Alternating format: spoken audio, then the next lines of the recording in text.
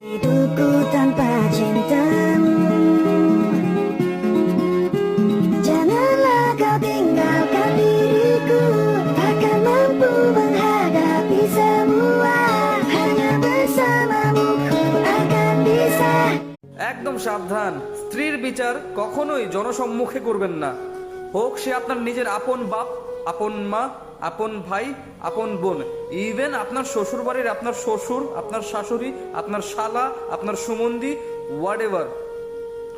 স্ত্রী আপনার প্রাইভেট জিনিস, আপনার প্রাইভেট সম্পদ ভাই, আপনার প্রাইভেট একটা এসেট এটা। ওনাকে আগলে রাখুন। ভুল ভ্রান্তি মানুষেরই হয়, তাকে সমাধান করার চেষ্টা করুন। চার দেয়ালের মধ্যে যেন দেয়ালও না শুনতে পারে ভাই।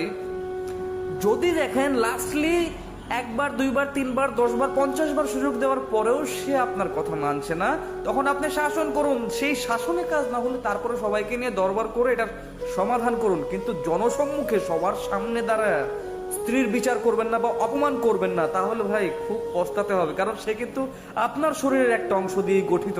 এটা যদি আপনি মানেন তাহলে আপনার জীবন সুন্দর ভাই।